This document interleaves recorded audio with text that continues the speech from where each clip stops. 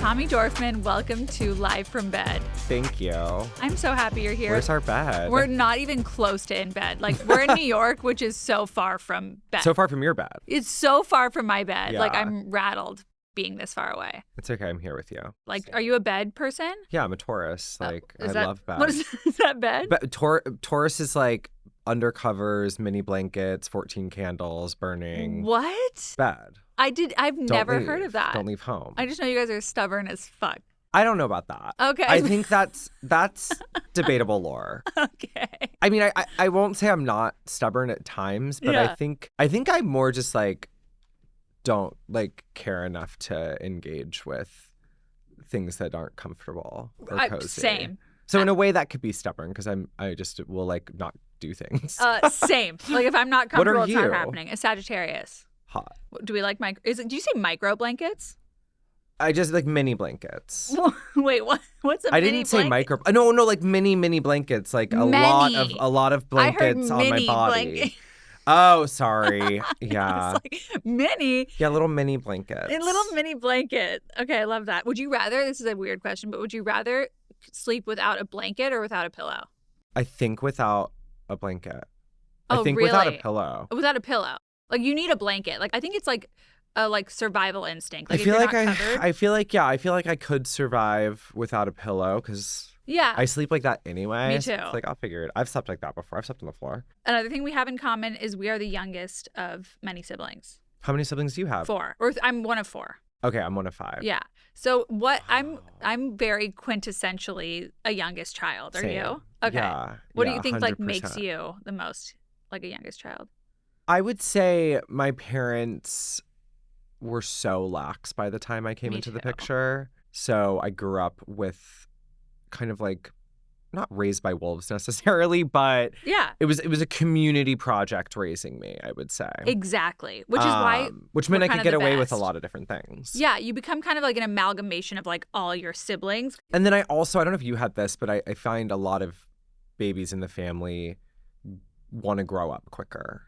150%. And so I think I skipped certain pieces of my adolescence and childhood that I wish I hadn't. I couldn't agree. That's so weird that you say that because it's like actually something I'm working on currently in therapy. I kind of just jumped to whatever age my siblings were. Mm-hmm. And I was like, oh, like I always wanted to, I rushed through so much of childhood. Same. Are you also the prettiest? Oh my God, I don't think so. Are you? Maybe. Yeah.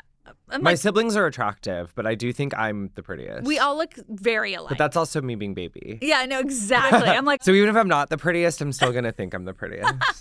but my parents were also super lax with me to the point where like I would lie to my friends in school and be like, oh, my mom won't let me go to that place, even though she was like, go.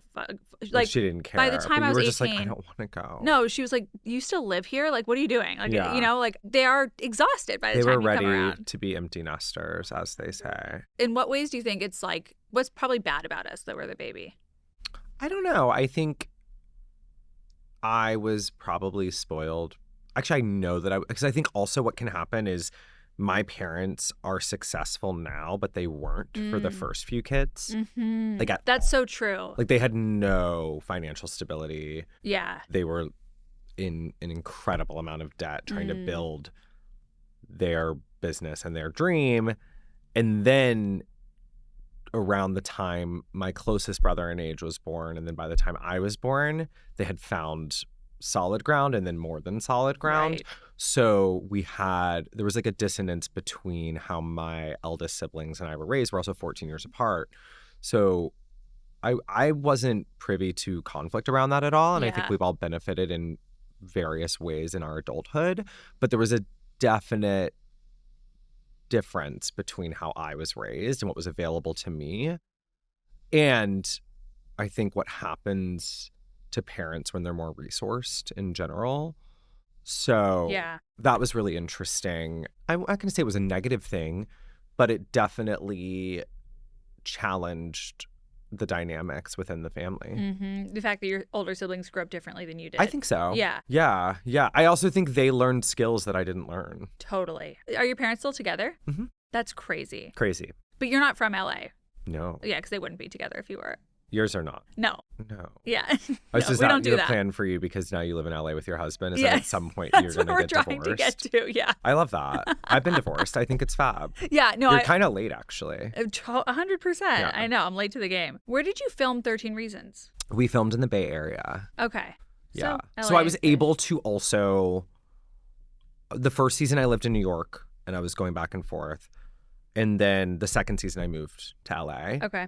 Because I also learned about LA when I was there because I hadn't spent a lot of time in LA durationally, except for like one summer in high school. I went to camp in LA, but it was a very Camp in LA. it was like New York Film Academy had this Okay.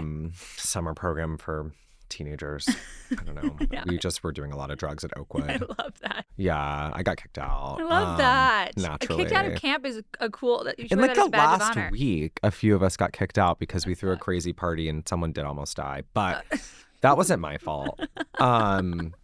It wasn't my fault. I'm not responsible. Like we're all you're kids. We're not. not responsible for 100%. like I can't control what someone puts in their body. No. But I can control how we handle it. And we did call like an ambulance and we did the whole thing. Yeah, you saved the day. And we saved his life. Yeah. And so for that we should have been rewarded. We should Right. not have been expelled. Absolutely. But no, I just didn't know LA beyond the Universal Studio lot, which is where we were for that and That's all you need to see anyway. and Oakwood. So I guess Valley adjacent. Valley. I don't. Adjacent? I have don't no fucking idea. know. But then friends of mine who were in the show, season 1, I would sometimes go to LA and like stay in their apartments. And so I learned about the East Side and I learned about Los Feliz and Silver Lake and Echo Park and Echo Lake. Echo Park. Jeez, it's about now. I'm like, fuck LA. It's out of my brain. Yeah, just different parts of it. Are you a good house guest? Yeah, but I don't like being a house I guest. fucking hate it. There's Yeah. nothing I hate more. And people get so offended when you don't stay with them. I'm like, can we Yeah. stop that culture? Like, I don't want to stay with you. Well, because I also really like a hotel. I'm where do a you stay when slut you're in for New a York? Hotel. I'm at Phuket's. What is that? It's in Tribeca. Oh, you'd great. love. Do a little Okay. staycation. Okay.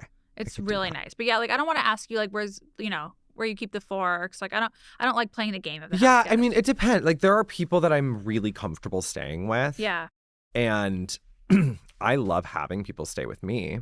And actually, it's interesting because I moved last summer in New York. I was living in a apartment in Brooklyn that it was like a 3-bedroom apartment. And when I moved back into the city, I moved into like an apartment the same size, but it's like a lofted duplex. Okay.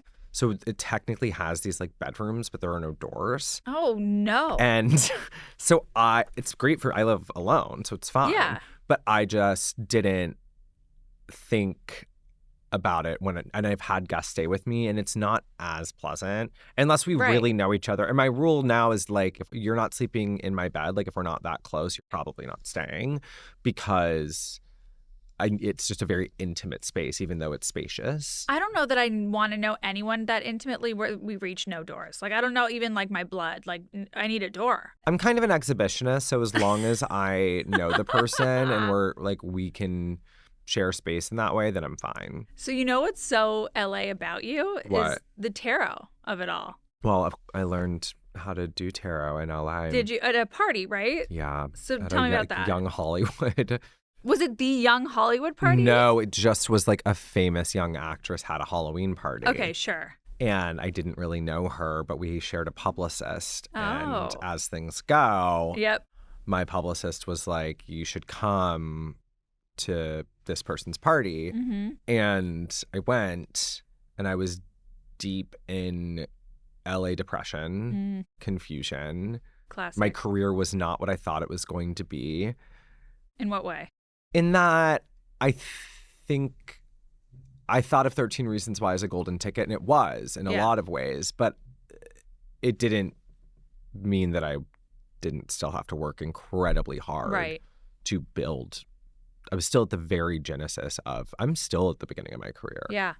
Like that's how I see it. But Totally. And at the time I thought, so I was just dealing with like, what am I doing here? Moving to LA was maybe a mistake. Everyone around me is doing so much better than me. I was having like a lot of those feelings. My marriage was feeling weird and it was. And there was this like white girl with dreadlocks from You Venice know? Beach with like There's 4-day-old glitter on, There's about 500 of those who there. sort of like trolled her way over and like grabbed me and sat me down and then read me for fucking filth. And I was like, Wow. oh, I like this. And I was actively needing a connection to something larger than myself Yeah. in a way that I had never felt before. Right. And so I latched on to that experience. I hung out with her a couple more times because I wanted to learn about tarot, but ultimately she was lovely, but we just weren't compatible, I think, Right. as friends. I love that you tried to make friends with her. I still like paid her, so I wouldn't call it a friendship necessarily. Transactional, yeah. It was some kind of connection. You know what? I'm really grateful for her. She introduced me to tarot, and I think That's amazing. I've now been practicing my own spirituality, if you will, Yeah. since then. So I grew up in LA, obviously we've discussed this. And at every birthday party, like an 8-year-old's birthday party, there's tarot, there's, you know what I mean? There's Really? stuff like that. Wow. And I've always been so into it and like gung-ho and ready to like, yeah, tell me whatever, like, you know, the future's so bright, I can't wait, whatever. Yeah. As I get older, it becomes increasingly more dangerous to my mental health. Like Interesting. I waited for fucking 6 months to see this one psychic. Like, and I didn't even see him. It was like over Zoom, and he like just whatever was reading my internet He said, energy. inhale, exhale, inhale, 100%. exhale. And it was like 2.5 hours. And like all I really got from it was that I was going to break my ankles twice in my life. Let me tell you what kind of prison hellhole I've been in since then. You haven't broken your ankles yet? No. That's a really crazy thing to say to somebody. Well, he told me that I would be clean health. So that's the hard part, is that like I'm like, oh, like maybe it's all not true, whatever. But he told me some good things like, oh, like health-wise I'll be okay, knock on everything. But you will break both your ankles. So I'm like, okay, shit. Like, you know how many things I've had to exclude myself from because I'm afraid of breaking my ankles? Oh my goodness. Like, I'm so sorry. It's a terrible thing to tell someone. That's a really crazy thing to say to somebody. You know? Yeah. Like, I can't live my whole life afraid of breaking my ankles, and now I do. No. You know? No, you can't have that. Okay, so your book is called Maybe This Will Save Me. Mm-hmm. And I really, really, I genuinely mean this. I loved it. Oh, thank you. I love the way that it was written. Like, it's essay format. Is that how you would say it? Like, Sure, right? yeah. Or like each chapter is like a different kind of topic. Did it take you forever to write? It did take me a long time. It took me over 3 years to get a first manuscript in, and then another, year and a half of editing. When did you write? Are you a night writer? Are you like a morning? I write in sprints. Okay. I write in fevers. I write under pressure. Mm-hmm. I have a procrastination process. Me too. That works for me. Are you ADHD? Yeah. Right. Very, yeah. Me too. And so I Pomodoro method sometimes if I have to. I also for this book was really interested in incorporating diaristic elements that were true, that were real, that weren't written to be diaristic. So there are sections of the book that are literally copy pasted from 2011. Wow. Or like my notes app. Yeah. I'm a big notes app person. Yeah. If you have ADHD, you have to like text yourself and or have notes app. Like otherwise we forget everything. Yeah. So, okay, 3 years. I mean, you grow a lot in 3 years. Did you keep stuff from like when you first started writing? Totally. My feeling about it was I set the table for when I start writing it, and then I set the table for when it's over. And I trust that readers are smart enough to realize that the book started in 2020 and it ends in 2023. Right. I think, and it goes back in time so much that, I mean, a lot happened. A lot has happened. I felt that doing a tarot pull and organizing my book by those like 9 cards that I pulled was the thing that made the most sense. Yeah, I loved that aspect of it. I really did. So I love that you say that it's a love letter to the former versions of myself, my family, addiction and recovery, spirituality, and Atlanta. I love that so much. So the former versions of yourself just resonated with me so deeply, and writing a love letter to the former versions of yourself. Yeah. is so profound and so difficult, right? Because Yeah. like there are so many versions of myself in the past that I loathe, you know, or like that I'm impatient with, or I'm just like, why did you make that mistake, or why did you do that? What was that process for you, like making peace with those former versions of yourself? I would say that I had to make peace with my history before I even decided to write the book. I mean, writing the book was part of letting it go for sure. And luckily, it's not like literally letters to myself. Right. But as a whole, I think it encapsulates a lot of love and grace for versions of myself. Because you have lived many lives. You really have lived, period. I have. In Yeah, a way I have. that like, I don't know. I love life. yeah. I actually do. For like as suicidal as I was at parts of my life, I do love life. Yeah. And I love like squeezing as much out of life as possible. It's good for a book. It's good for a book. Yeah. It's good for the plot. It's good for the plot. It's good for the lore. It's good for a book. Everything is copy. I'm not afraid to fall on my face. I really don't have a big fear of failure at all. That's great. And anytime I feel afraid of something, I remind myself that I have one life. Yeah. And there's like who and that nobody actually cares. Right. Like literally nobody cares about you. And any sort of judgments or whatever. I think I was conditioned through my own stuff as a kid to stop caring from an early age. And then of course I've gone through phases where I've cared deeply, but then I've had the repercussions of that.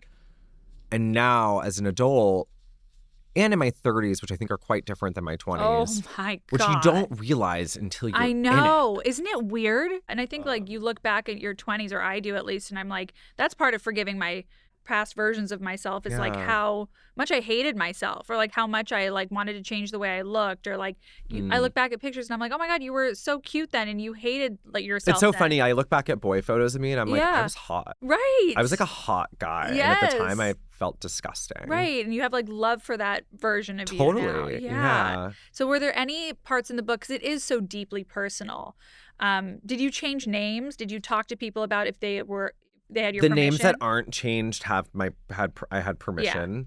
And then the names that are changed, I didn't want to have permission, so I changed them. Okay. So I was really thoughtful about who I put in the book. Yeah. There are a lot of people, some of my closest friends and family, who are not in the book at all. Were they offended? I let them know. No. I don't think, especially because a lot of my friends are not Hollywood people. Right.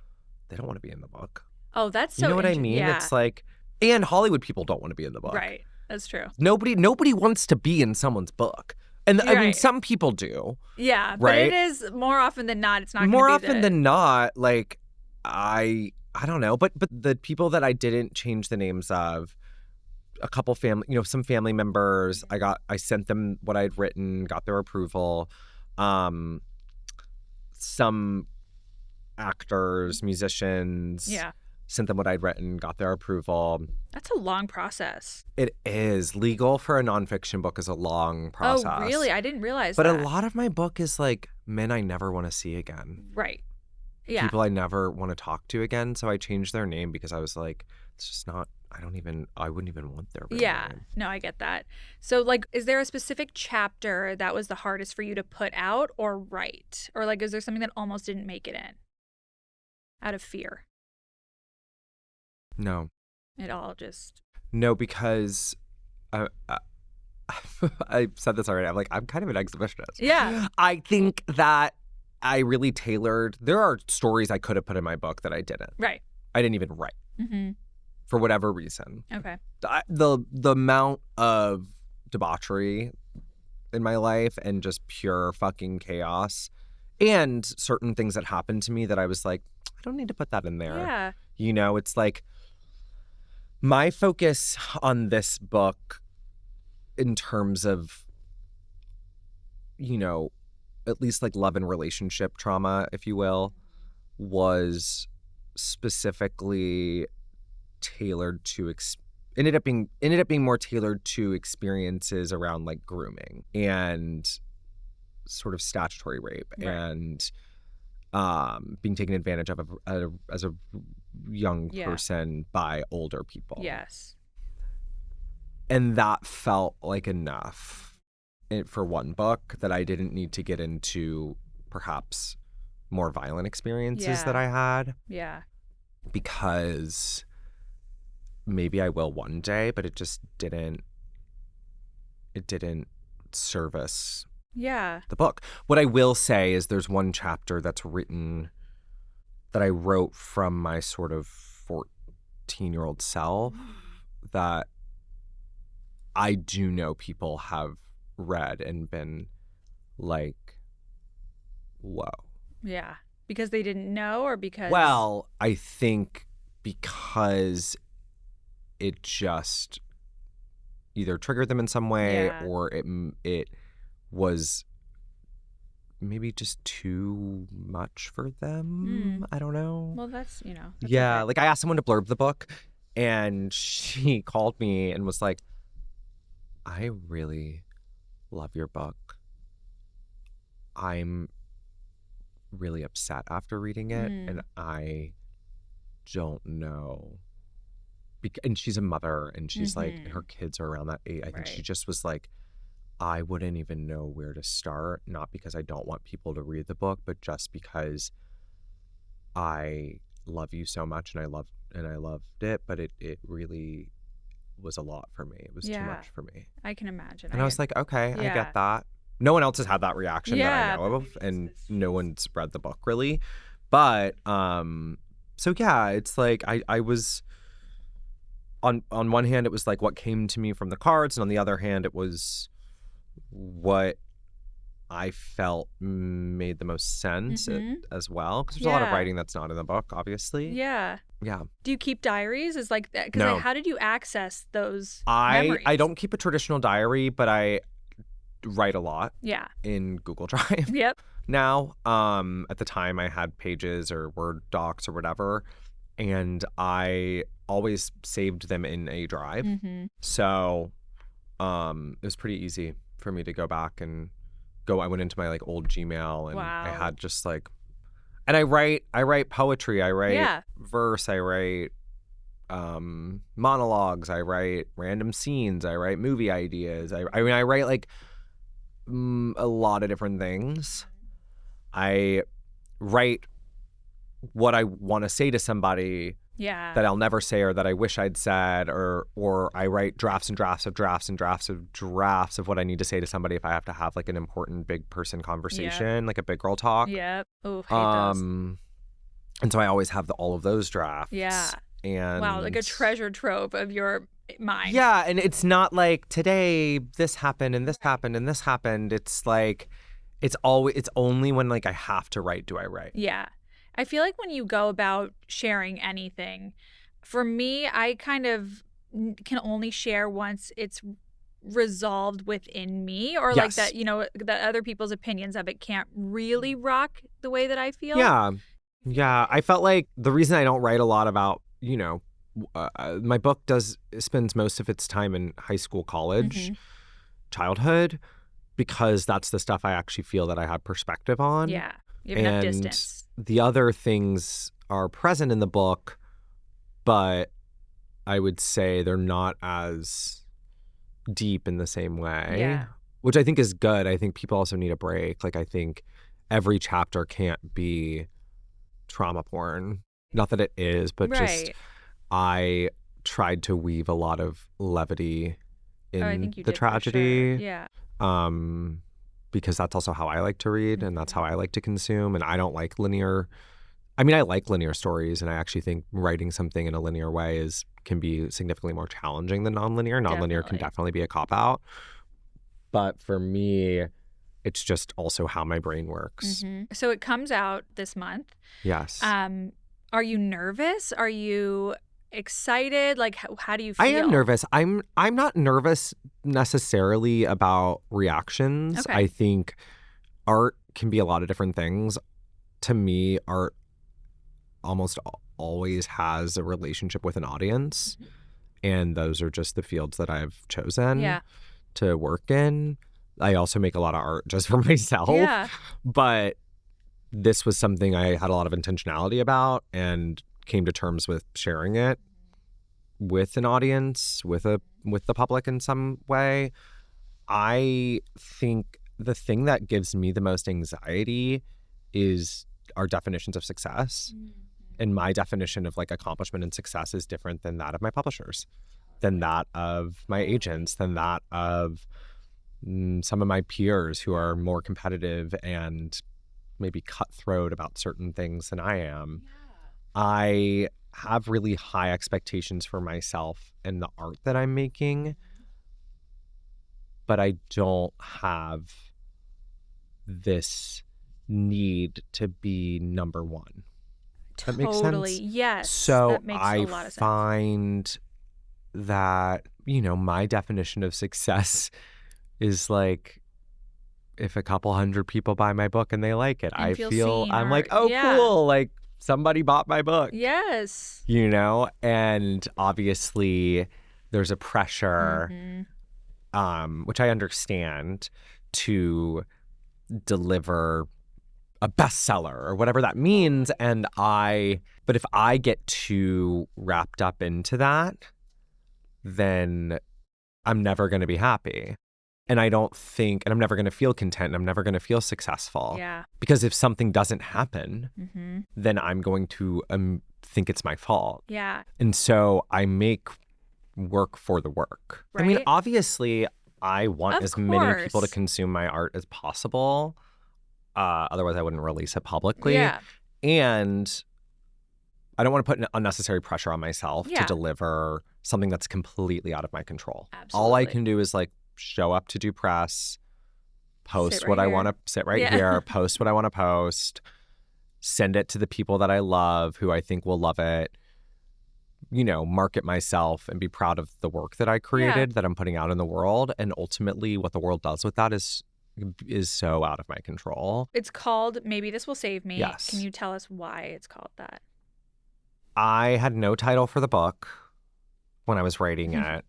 And I realized by the end, it was essentially stories about times in my life that I needed to be saved.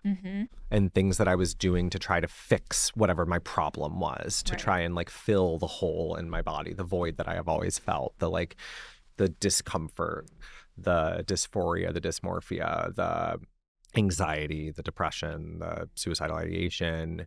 So the book is a lot of like addiction and recovery. It's a lot of like love addiction and recovery. It's a lot of grappling with identity and parts of my identity. So that was it. I was just like, I was talking, actually Sam Lansky helped me with the title of the book. Sam Lansky is an amazing writer and editor. And I was like, maybe this will fix me. Maybe this. And he was like, no, maybe this will save me. And I was like, maybe this will save me. I love that. And so it's like, maybe this boy will save me. Maybe cocaine will save me. Maybe heroin will save me. Maybe my parents will save me. Maybe getting married and divorced and then getting divorced will save me. Maybe being famous will save me. And like none of these things do. Ultimately, you're left with the realization that there is no saving yourself. And it's all I can do is be present and live in the moment that I'm living in. Yeah. And come to terms with where I'm at. Yeah. And find acceptance for myself and find grace for myself. But I certainly am not going to be saved from, outside material things. And like you kind of think if you keep running, maybe you'll outrun it, and Totally. when you're really just trying to outrun yourself. Yeah. Right? I mean, I'm just like, I run in circles all the time. Yeah. I love that. Maybe this will save me because it's so true. We all are looking for that somewhere, right? I just have always needed a fix. Like it's Yeah. the addict in me. Like it's I'm insatiable. Yeah. Which part do you think has historically or even still is the hardest part for you to forgive? Like the hardest chapter in your life for you to forgive yourself or have grace for? I think I have a lot of shame around some of the relationships I've had. And my responsibility in those moments when I could have been more honest with myself and more brave and said the hard thing instead of pretending like everything was okay. Yeah. Yeah. And it's not because I did anything terribly wrong. It's that I got into situations that I didn't honestly need to be in. Yeah. And I didn't know how to say no. I think like the sort of I get people that. pleaser in me is the thing that I'm still fighting all the time. Do I actually want this, or do I just want this person to like me, and do I just want to feel Yes. safe here?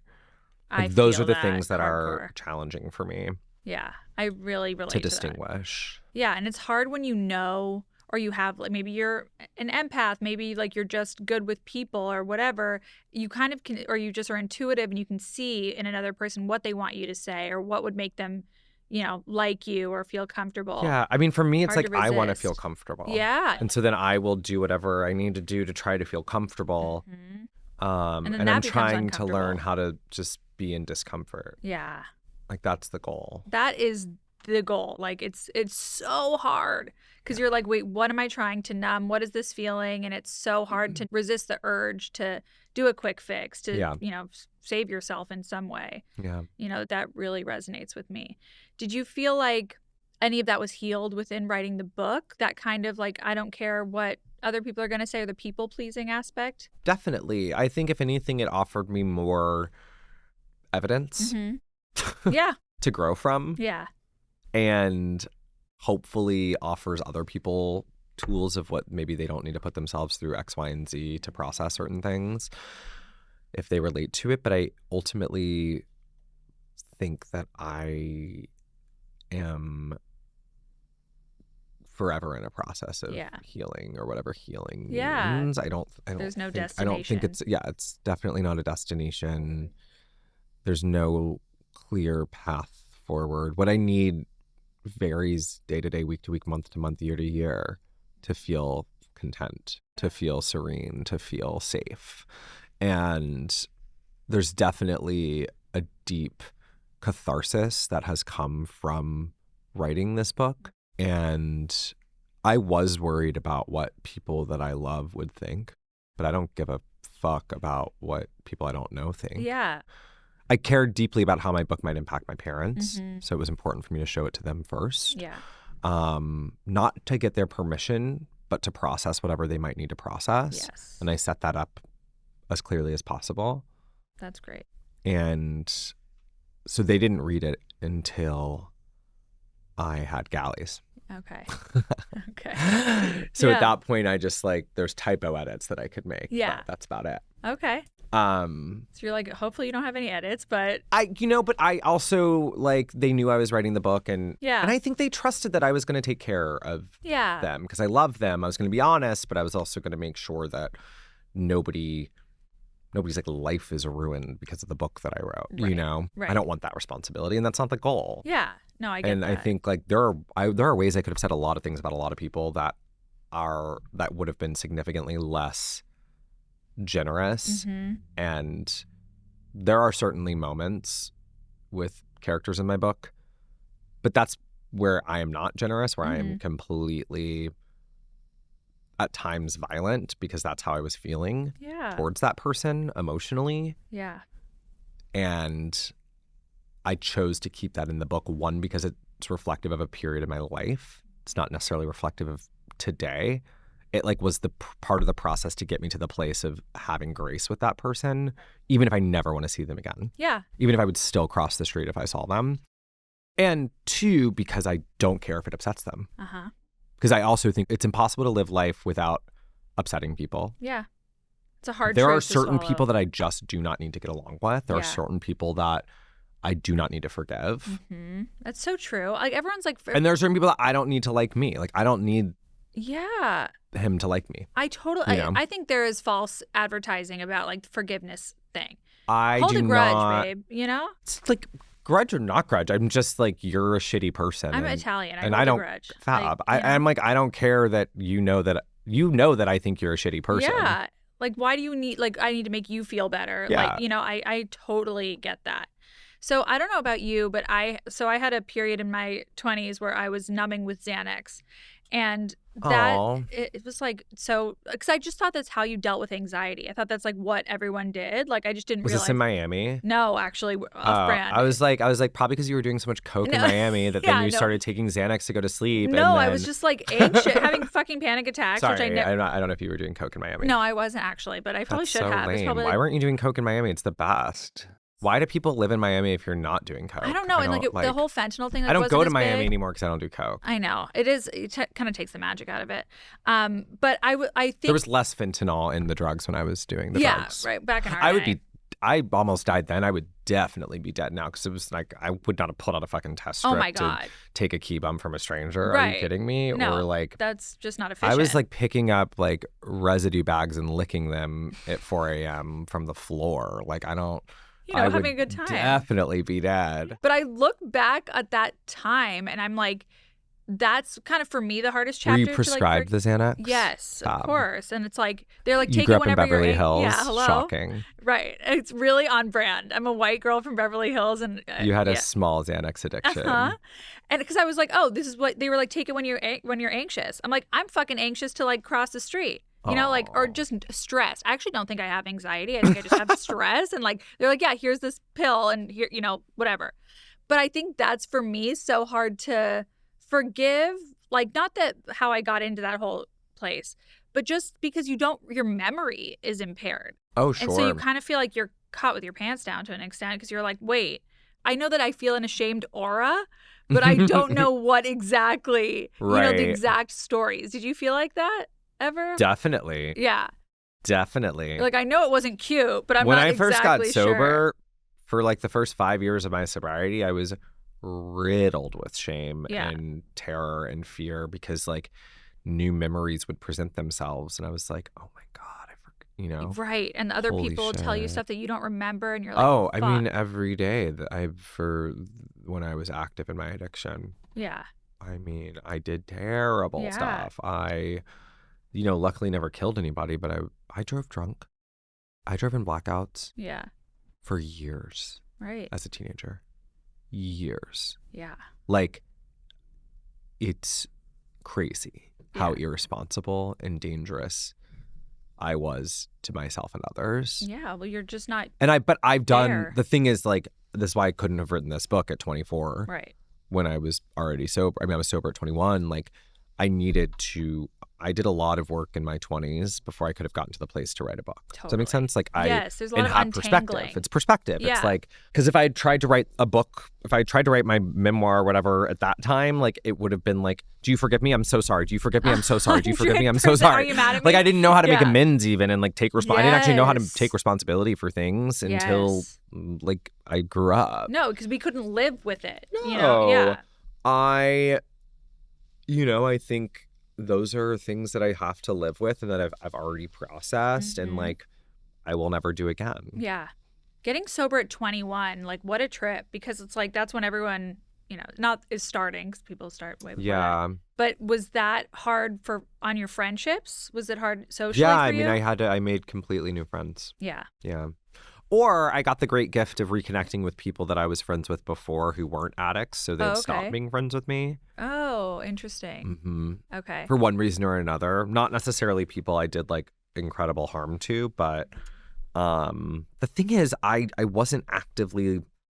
I was harming people because they were afraid of what was going to happen to me. Right. But I wasn't like physically harming people or even like combative in a lot of ways at all. Yeah. I just scared people because I always took it too far. Well, that's what they thought. Exactly. Like I was just having a good time. So when did you, forgive me for this, for my clumsy language, but is it coming out about transitioning? Is that, like, sure. Do you call it coming out? Yeah, I guess. When was that time? Because you had an article in Time. That was sort of, that article came out in 2021. Okay. So how many years after you getting sober was that? 8. Okay. Right? Yeah. 2013. Just 2021, yeah. And I love in your language surrounding it when you call it clarity or clarifying. Yeah. I find that so interesting and refreshing. Thank you, Tori Peters, for that headline. Yeah. Tommy would like to clarify. I really appreciated that. And it's because I didn't feel I don't know. I think coming out means a lot of different things for a lot of different people. There are Mhm. people who aren't queer come out in different Right. ways. You come out as married. You come Yeah. out as an addict. You come Yeah. out as Republican. You come out as, you know what I mean? Like, it's like people come out all Exactly. I mean, it's like that episode of White Lotus where they're like, Yes. wait, Yeah. what? I mean, The she's coming girlfriends. out, Yeah. you know, and it's like, she is. she's coming out as a conservative, as a woman who voted for Trump. Yep. She's like, and I think coming out is actually quite universal. I think for me, that language just didn't feel right at the time. Yeah. I mean, I wasn't hiding anything. I wasn't coming out of anything. I Right. I had always already been medically, spiritually Mhm. aligning my gender with my body for almost a year before I did the piece with Time. Right. And so at that point, I wasn't coming out. Everyone knew. Yeah. Everyone knew who knew. I just was Yes. clarifying. Yeah, I love Because that. I also didn't like disappear and like change everything about me. I didn't come back with like a new face and a new name and like all this stuff. I came back as like a more realized, I didn't come back at all. I just Yeah. evolved into a more realized version of myself. Yep. And to me, transitioning is active. Mhm. Again, it's not a destination. Yeah. So I didn't like arrive as a woman and then Exactly. I just have always been a woman. It just took me a little bit longer to like get there. Mhm. It just took me 28 years to get there. Yeah. Even though I knew forever, I just, you know, life comes in waves and seasons and I just had a few seasons to live before I got there. And I think that's why that language was so meaningful to me, because I felt the need to clarify, because I was receiving attention for parts of my body on the internet that maybe visibly were changing. I was receiving tabloid attention because of a relationship I was in Yeah. where I was being misgendered a bunch, and I just thought, I don't really want to be misgendered anymore. Yeah. And so by the public, because my initial feelings were I don't owe anyone anything. Right. Which I can Which totally is why I didn't understand. say anything. Yeah. I can totally I just understand didn't that. say anything. But at a certain point, it was actually becoming more difficult for me to not say anything Right. because I was starting to get upset Yeah. and feel Understandably. deeply unseen in the world. Yeah. But it was because I was being seen in the world in a way that was out of my control for the first time. I'd never had that. I'd never had that experience.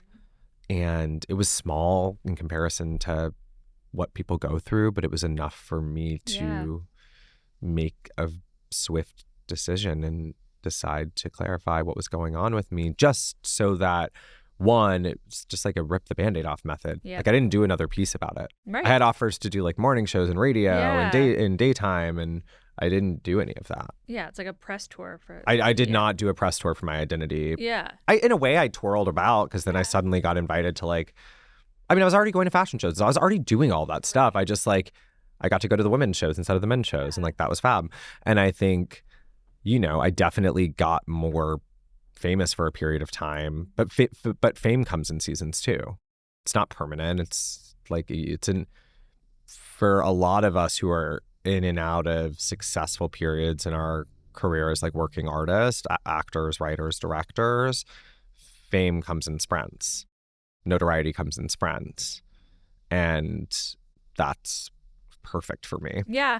Right. I'm a sprinter too. It's like I got to have a little twirl around the sun, and then I got to recede back into my life and went and made a movie and wrote this book and didn't act for 4 years almost. And then when I decided I wanted to maybe take up a little bit more space in the world again, I started auditioning again, and then I did Broadway for 6 months, and now I'm doing a play off Broadway, and now I'm going to do this book tour, which will be a lot of twirling in the world. And then I'm going to go make another movie. So I'll be quiet again. And then, it's just I'm figuring out what that rhythm looks like for me. Totally. Which is very different than maybe what it looks like for other people. Yeah. But yeah, it was a fun exploration. It was really validating to be seen as a woman by the public, actually. Yes. At that time, at least. For sure. I don't know what I would do right now if I was needing to clarify my gender. It would be very scary in a different way. Yep. Even though that was scary in its own way. But at the time it was really lovely, and the more like I did a lot of like fashion shoots and editorials and campaigns, and all of it was really affirming because I got Yeah. to see. I remember, time was the first time that I had like full glam as a woman, and seeing those photos on the monitor on the day was so beautiful. It was Oh, I can imagine. I want that for every trans person to have. I mean, it's a deep, deep, deep privilege to have like a Yeah. stylist and people to come together and help me realize how I want to present myself, what my style is, which has deeply evolved as a trans woman. Like, Yeah. what I was wearing for you. I mean, it's like, but it's every human. That's evolved. Yeah. But I think, yeah, it's been deeply, deeply affirming Yeah. I love how you. and euphoric. Yeah. I love how you said it felt like for 28 years you were wearing a sweater that was 3 sizes too small. Yeah. Like that just painted the picture for me. Like that's probably how it felt. Yeah. And I also love how you talk about how you say there's a way in which in order to justify transition, you have to say everything was terrible before. And the sad part is you don't get to acknowledge some of what you're leaving.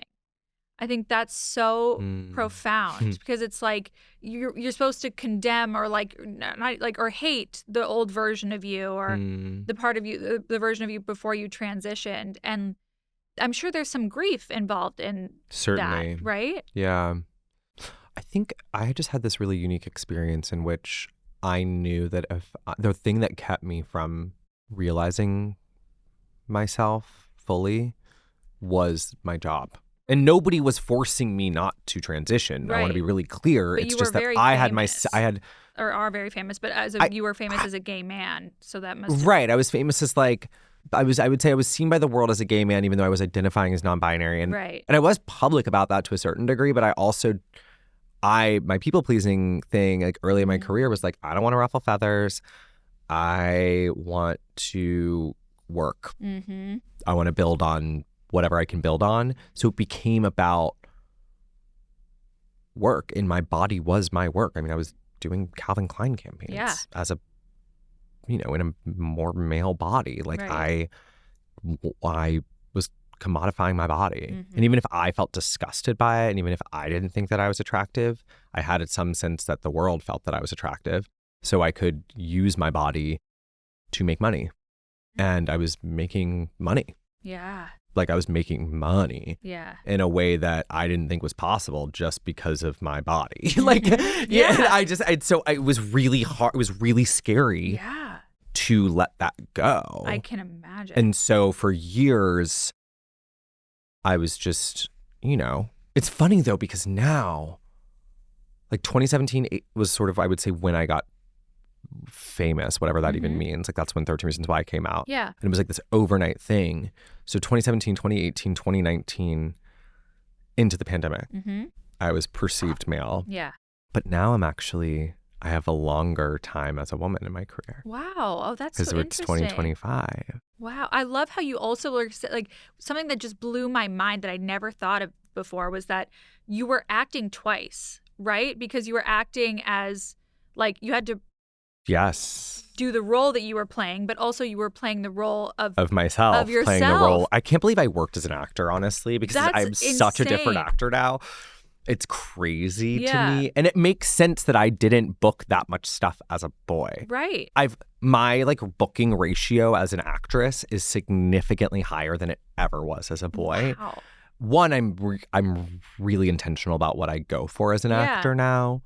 And two, I'm not acting through like 14 different versions of myself to get to the place. So it's less work. Yeah. I think but when the time came when I had bottomed out on being male presenting, I would say, and it was do this or die, when I ran out of options is how it felt at the time. Because I talk about in the book, like the period in my life and like 2017, 2018, when I was like confiding in people about being a woman, but like not knowing what to do because of my job. And I went into my transition knowing that that version of myself would always exist in some place, prominently. Yeah. Google me, it's like the first image that comes up sometimes. Yeah. I'm always like, whoa, jump scare. Right. You know, I get fan mail at the theater that are photos of me as a boy Wow. and a girl. Yeah. And we laugh about it, and like I throw them in people's dressing rooms, and like, I mean, it's just like a weird thing to do, but like at the same time, I did have to, I have to contend with it. I can't. It's, you know, I was unpacking a box that I was like organizing my closet. I was doing some spring cleaning, and I was unpacking this box. I didn't know what was in it because I move a lot, and there were like 10 copies of my Gay Times magazine cover from like 7 years ago or 6 years ago. And it's like full shirtless, 6-pack, twink explosion, you know, and it's like the headline might as well just be like twink of the moment. Like, it's like, and now I can see it and be like, oh my God, I was so hot. Yeah. Like 8 years ago. Like, and wow. You can embrace that as part of your story. Yeah. I'm like, damn, what nothing to be ashamed about here. Yeah. So it's just, I knew that I wasn't going to be able to pass in the traditional sense of passing for, you know, however people define that as like a woman in the world necessarily. I always knew that my past would be a part of my present. It was just part of my job. Like, and I could have chosen to stay miserable, but ultimately that wasn't going to work. I could have chosen to transition and disappear, but that wasn't interesting to me either. So I just kind of had to ride a wave that I hadn't really seen anyone ride yet. Yeah. Like what Caitlyn Jenner was going to be my North Star. I don't think that's possible. I think I would get very lost. So, and on that note, no, I love that. But you know what so I mean? much. It's like, yes, I had, by the grace of God, Elliot Page had just come out. Yes. And I remember thinking, okay, if he can do it, I can certainly do it. And Josie Toda had just written a little thing. And I was like, okay, if she can do it, what's stopping me? Like, what are you afraid of? Like, there were other people in my industry who were doing it in different ways. And now you're going to be that, like, for so many people. Like, if I she can already do have. it, then, yeah. Yeah. Like, especially with this book. Like, I'm just so excited for you. I and hope, for everyone I to hope get their everyone hands on becomes it. trans after reading my book. Yes. Come on. The world would be a better place. I think so. Thank you so much for doing this with me. Oh my God, of course. This Thank was you for so having fun. me. Guys, go get her book. It's unbelievable. The details will be in the show notes. Bye. Bye.